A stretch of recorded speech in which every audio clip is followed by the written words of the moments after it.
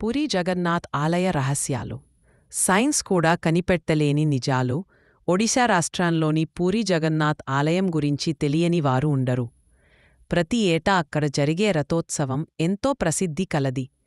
ఈ ఆలయం ప్రాముఖ్యత గురించి అందరికీ తెలిసి ఉండవచ్చు, కాని అక్కడి ఆశ్చర్యపరిచే నిజాల గురించి మాత్రం అతి కొద్ది మందికి మాత్రమే తెలుసు.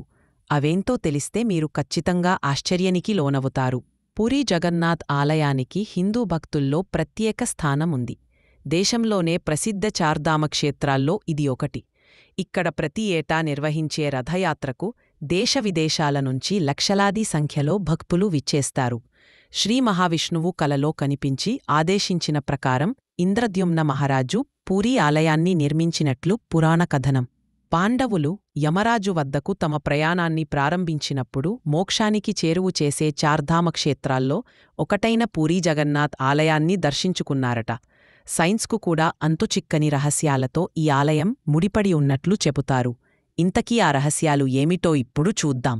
పూరీ జగన్నాథ్ ఆలయంపై ఎప్పుడూ హిందూ మతం చిహ్నాలతో కూడిన జెండాలు కనిపిస్తాయి.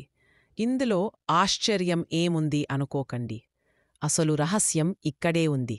ఈ జెండాలలో ఆలయ గోపురం మీద ఉన్న జెండా గాలి వీచే దిశలో కాకుండా వ్యతిరేక దిశలో ఎగురుతుంది. దీని వెనుక రహస్యం శాస్త్రవేత్తలు కూడా కనిపెట్టలేకపోయారు. 20 అడుగుల ఎత్తు, టన్ను బరువుగల సుదర్శన చక్రాన్ని పూరీ జగన్నాథ్ ఆలయపై భాగాన ఏర్పాటు చేశారు. ఆశ్చర్యకర విషయమేమిటంటే పూరీ పట్టణంలో ఏ మూల నుంచి చూసినా ఈ సుదర్శన చక్రం కనిపిస్తుంది. ఆలయంపైన ఈ చక్రాన్ని ఉంచిన తీరు ఒక ఇంజనీరింగ్ మిస్టరీగానే మిగిలిపోయింది.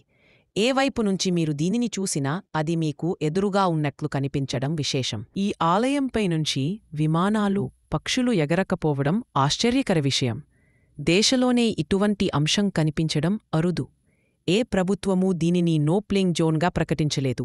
ఏదో తెలియని అతీత శక్తి కారణంగా ఇది నో ప్లేయింగ్ జోన్గా పరిగణింపబడుతుంది. దీనికి ఇప్పటికీ శాస్త్రీయ వివరణ లేకపోవడంతో రహస్యంగానే మిగిలిపోయింది. పూరీ జగన్నాథ్ ఆలయాన్ని ఓ అద్భుతంగా చెప్పవచ్చు. రోజులో ఏ సమయంలో కూడా ఈ ఆలయం నీడ కనిపించదు. ఇది అప్పటి ఇంజనీరింగ్ అద్భుతమా లేక దైవశక్తి కారణంగా జరుగుతుందా అనేది అంతుచిక్కని విషయం. జగన్నాథ్ ఆలయానికి 4 ద్వారాలు ఉంటాయి. వీటిలో సింహద్వారం ఆలయ ప్రవేశానికి ప్రధాన మార్గం. మీరు శబ్ద తరంగాలను స్పష్టంగా వినవచ్చు. ద్వారం నుంచి కాస్త వెనక్కి నడిచి బయటకు వస్తే ఆ శబ్దం మీకు వినిపించదు. ఇది భక్తులకో అద్భుతలా అనిపిస్తుంది. సాధారణంగా సముద్రతీరంలో ఉదయం పూట గాలి సముద్రం నుంచి భూమి వైపు వెళ్తుంది. కాని పూరీ సముద్ర తీరంలో మాత్రం దీనికి పూర్తి వ్యతిరేక దిశలో జరగడం విశేషం. ఇది సైన్స్కు కూడా అంతుచిక్కని మిస్టరీ. 45 అంతస్తుల ఎత్తుగల ఈ ఆలయంపైకి ప్రతిరోజూ ఓ పూజారి ఎక్కి జెండాను క్రమం తప్పకుండా మారుస్తుంటారు. ఈ ఆచారం దాదాపు 1800 ఏళ్ల నుంచి జరుగుతుంది. ఇది ఒక్కరోజు తప్పిన అప్పటినుంచి 18 ఏళ్ల వరకు ఆలయం మూతపడుతుందని నమ్ముతారు.